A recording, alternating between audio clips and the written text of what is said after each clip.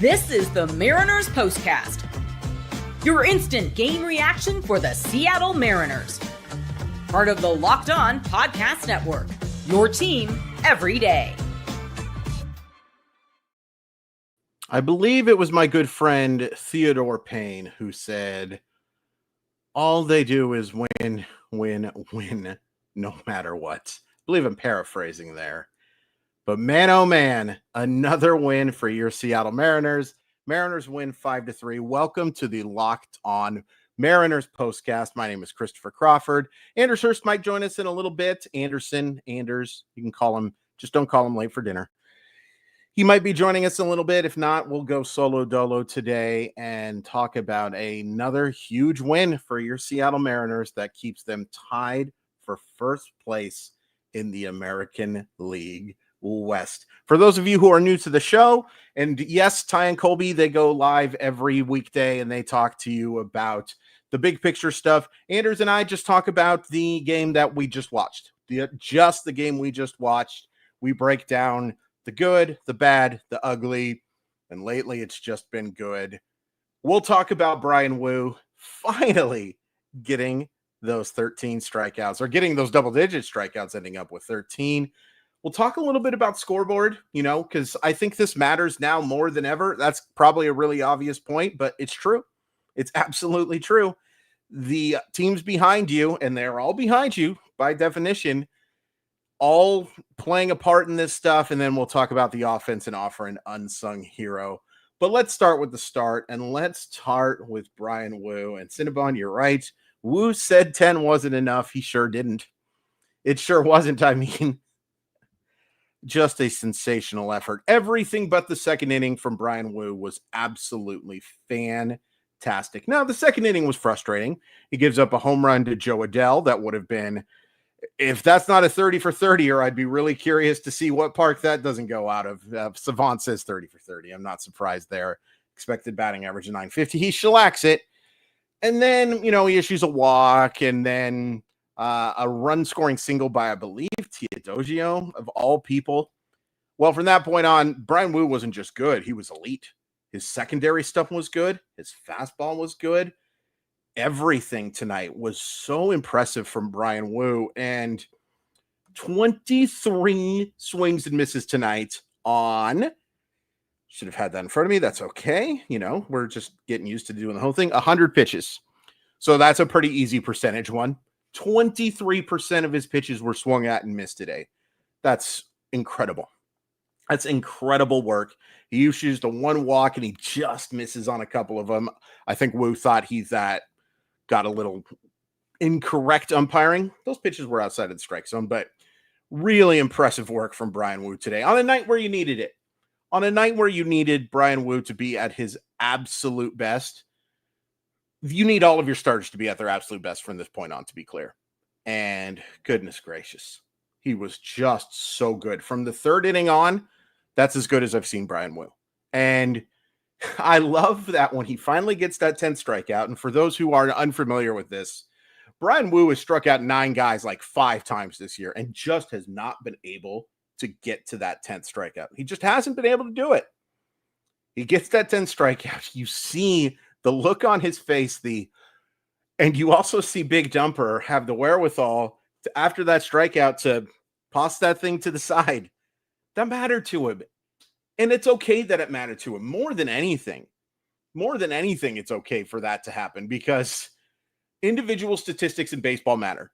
And in large part because individual statistics almost always lead to team success. Not always, but it's a good start.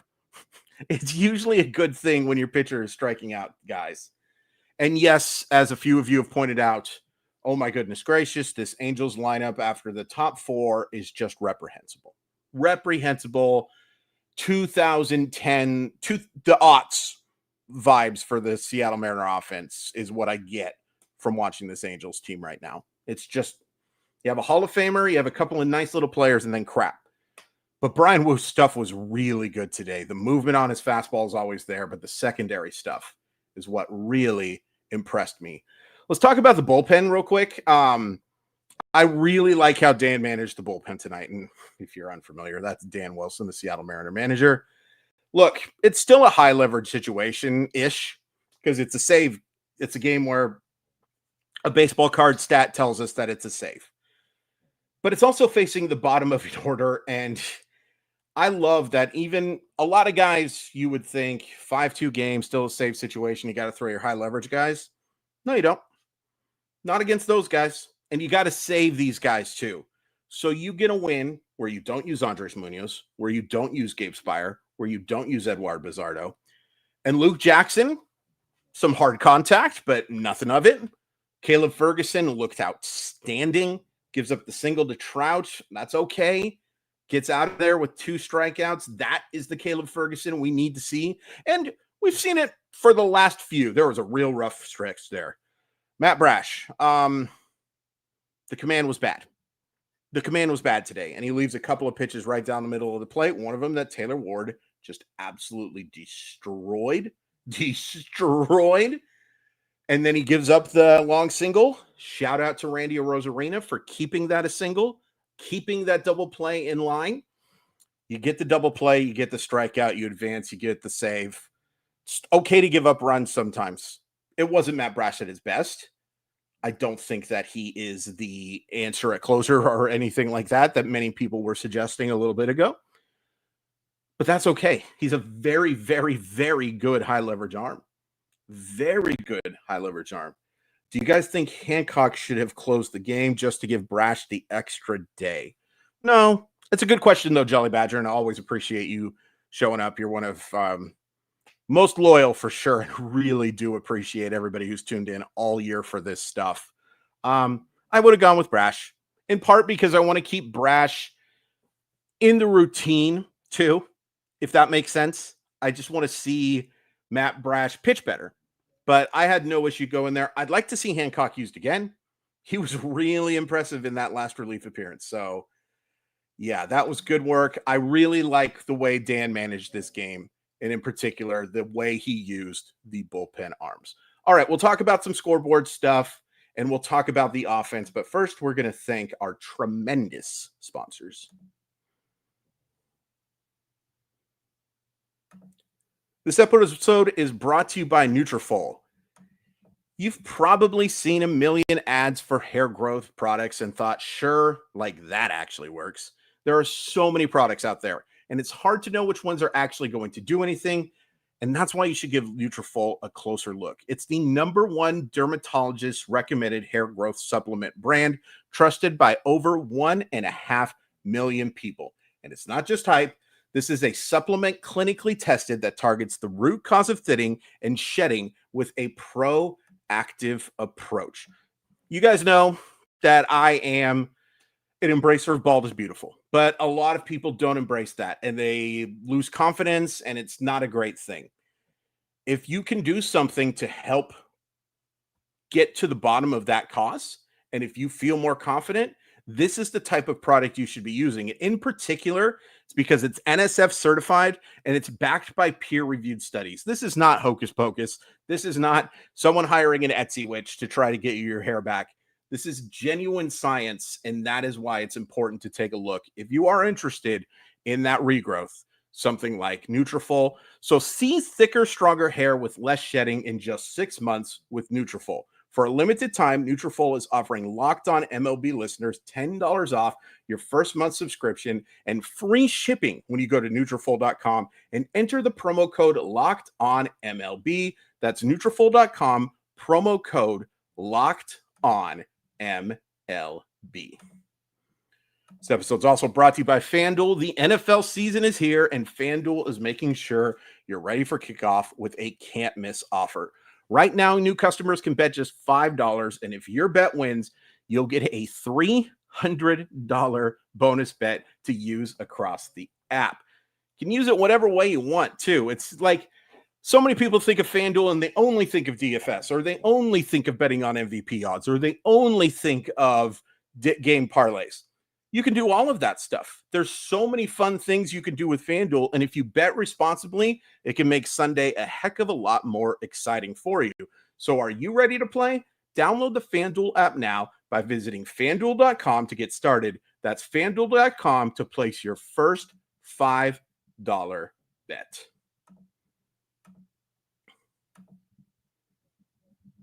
All right, let's talk about this offense. Well, no, first let's do some scoreboard witching.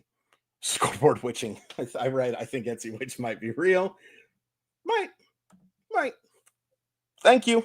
If you're real, thank you very much. So, scoreboard stuff. The New York Mets hate the Seattle Mariners, and that's fine. We don't like them either. The New York Mets blow a lead against the Texas Rangers, so the Rangers win, so you don't gain any ground on the Texas Rangers. Atlanta is a very bad baseball team, and you saw Atlanta be a very bad baseball team, and you don't get any ground on the Houston Astros. So everything's the same. You have a 2-game lead on the Texas Rangers. It's technically 3 because you have clinched that tiebreaker and then some. So the Texas Rangers have to be 3 games better than you over these next 13 games. The Houston Astros, that's all going to come down to, you know. But it's awesome that, hey, Houston's turning it back around, it looks like, a little bit after struggling against them. The Texas Rangers have been an absolute wagon for the past week. And here's the best part. As good as the Texas Rangers have been, they've gained nothing because the Seattle Mariners have been that good of a baseball team. And as Jason points out, that's the big thing. There's one less game. There's one less game for those teams to make up ground. So sounds pretty good to me. Rowdy is also dead to me. For those who missed, Rowdy Tellez with a massive game-tying double today. I don't blame him for being a little mad at the Seattle Mariners, but take it out on someone else. All right, let's talk about the offense. First of all, striking out 7 times against Mitch Ferris was a little frustrating. That's a guy who has a chance to stick around as a back-end starter. 7 strikeouts is a little much. It's a little much. Outs are outs, but that's a little ridiculous. But I thought the offense today was mostly solid. I think getting those 2 runs in the first inning was huge because obviously you win the game by 2 runs, but it put pressure on them. Like their big inning, that next inning, all it did was tie the game back up. There's something about that. There is something to that mentally. And a nice at bat from Cal Raleigh, a nice at bat from Julio, and then Jorge Polanco rips that double. He's just been so good. So good. I also shout out to Dan Wilson. Love the lineup change that he made today. Jorge Polanco deserves to be hitting ahead of Eugenio Suarez. In the past, we have seen Suarez hitting cleanup against lefties. Today, we see Suarez hitting 5th, Naylor hitting 6th. Probably switch that next time.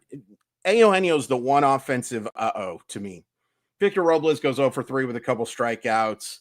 Randy has a couple of strikeouts. Eugenio Suarez has the same amount of hits in September as you and I. No, that's not true. That's not true. I'm sorry. I forgot he got off to a good start. Since the middle of September or the early portion of it's not been good. It's not been good. He just looks off. Whether that's being tired, whether that's pitchers recognizing a hole in the swing, whatever it is, it just hasn't been good enough. My unsung hero is going to be J.P. Crawford for that home run. It's easy to forget because of the terrific at bat for Josh Naylor, which I'm going to talk about in just a sec. But giving them that 3-2 lead, I felt really confident they were going to win this game after that homer, and it's just great to see him drive the baseball. I could go on about Josh Naylor's at bat to give them the 5-2 lead for another hour and a half. That's as good of an at bat as I've ever seen, because a lot of times when you see somebody who is fouling off a bunch of pitches, they're fouling off hittable pitches. They're just not getting the timing down. No, that's not what Josh Naylor was doing there. Silseth was throwing him some really good pitches, and he kept fouling them off, kept fighting. And then he comes through. He comes through with that 2-run single, and that was just, that is just, and yes, I saw at the very end a bunch of people talk about this, that Naylor shouted out his buddy Tucker the dog. I want Josh Naylor back. I really do. And it's clear that he's not 100%. It's clear he's not 100%, but he cares. And I'm not saying anyone else on the Mariners didn't, to be clear. But he really cares. He really cares. And he just kept battling, as Teresa just says right here. He just kept battling. And that was a massive moment. Now, to be fair, he also gets picked off. Or not picked off. A little bit of a toot blend thrown out on the bases like an nincompoop after he tries to steal second and Garver pops up. Oops. But those are okay when you come up with 2-run singles. You take the bitter with the better.